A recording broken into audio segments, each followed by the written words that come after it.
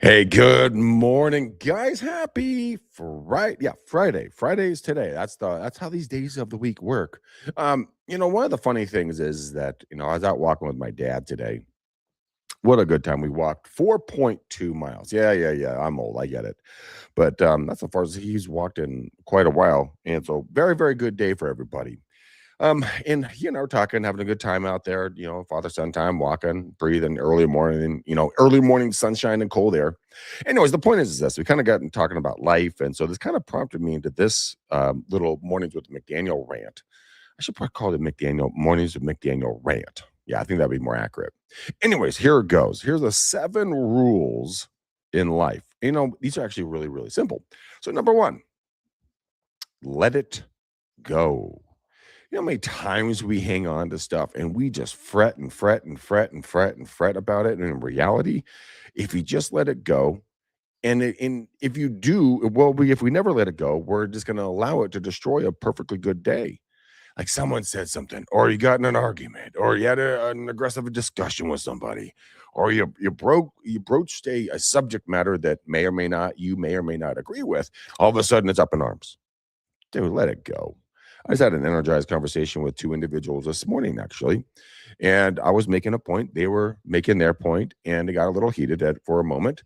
But I'll tell you one thing: we walked away. We're like, okay, well, you think that way, I think this way. Okay, cool. We're moving forward. I didn't let it hang over my head, and I didn't let it dictate to my life what it was going to be. So I just let it go. The good Lord gave us the opportunity to enjoy the day. Enjoy the day, whatever it is. Find something small. Go get a cup of ice cream with your kid. Go help a lizard out of the street. Go hang out with an old elderly person, listen to their stories. Do something, man. Just go have a good day. Stop making it bad. We can make it bad, but that's just silliness. Number two, I just try not to cough you guys to death because of allergies. Ignore them. Don't listen to other people. Everybody has hate in their life. Why don't you look at stuff that's going to empower you, not tear you down? So when someone says, you're fat, you're too thin, this doesn't look good on you, that's not your color, you can't do this, you shouldn't go there, you can't date him, you shouldn't date her, all of these things, right? People, it's kind of like an asshole. Everybody's got an opinion. Yeah, it's cliche, but it's freaking true, is it not? If you really look around and people say, well, what you should be doing is kushmush. And I said, well, congratulations. That's your opinion. I'm going to go over here. You go over there. We're going to get along like peas and carrots. AKA, I don't have to listen to you. And that's okay. And I want people to have their own opinions. I think that's an important part of life. And just in any culture or society or family dynamic or relationship, business or personal, have an opinion, but yet also be an adult and know when to walk away and when to engage, when to bite your tongue, when to let things fly in regards to your full truth, depending on kind of what that full truth might look like. But most of the time, just ignore people, let them go do their thing. God bless them and let them live life. Number three, give it time. Yeah. The old saying is, pain will heal with time. All things heal with time, I think is the actual phrase. All things heal with time. Well, sometimes that's a long time in some people's opinions. I know for a fact that for me, sometimes all things will heal through time. You're like, gosh, damn it. Can we hurry the time thing up a little bit? But you don't believe it in the beginning. You lose a deal. A buyer walks away from you. You change brokerages, and your clients don't like the new brokerage.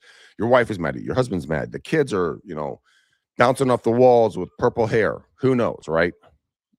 Give it some time, folks. It will cycle out. I know. I used to be the guy with the colored hair, the earrings. I am the guy with the tattoos. Those don't really go away, by the way.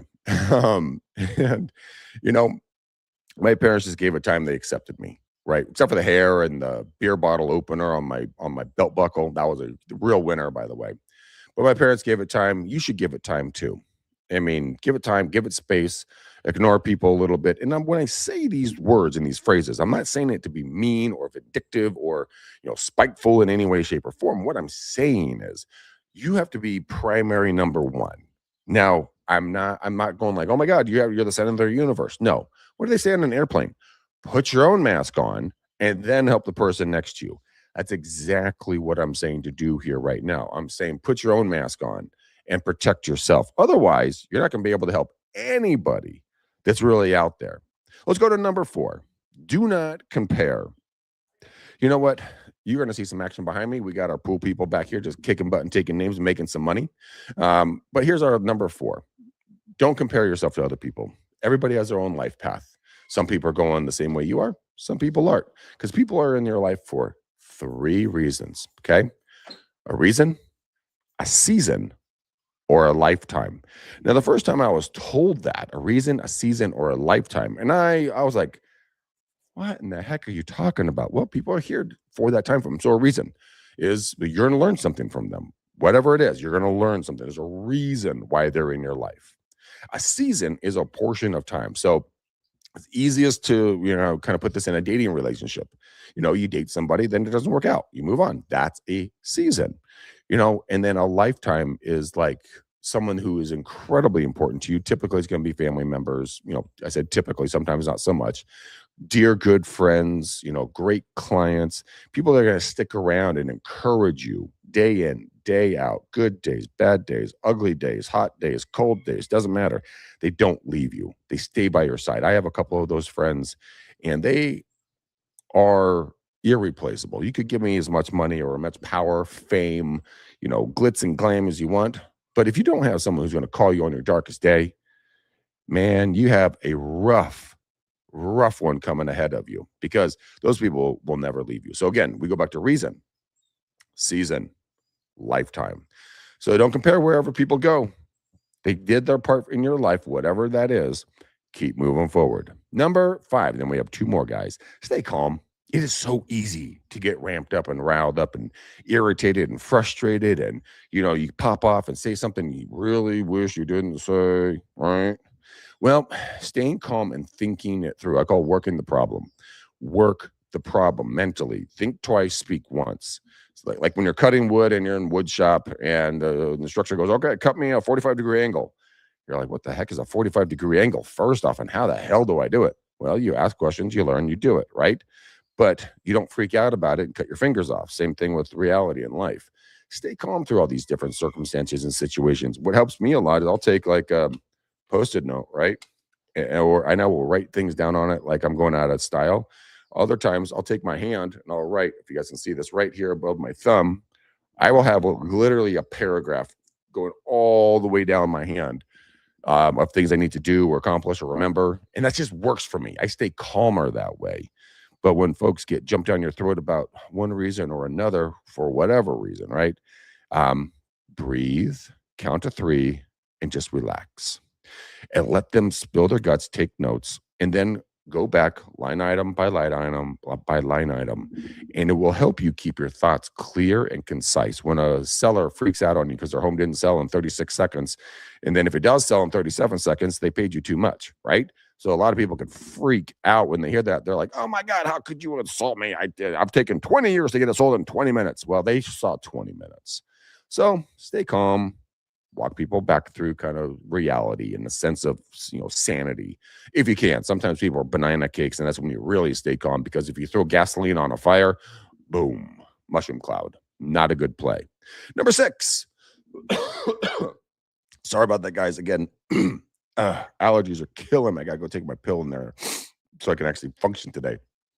Numbers 5. No, sorry, 6. My apologies, ladies and gentlemen. Number 6.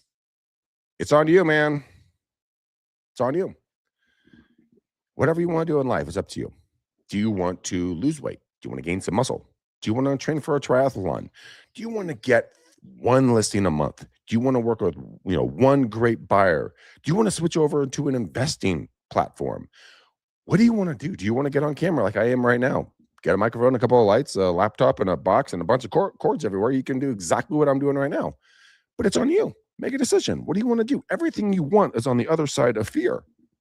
Think about that. Everything you want is on the other side of fear.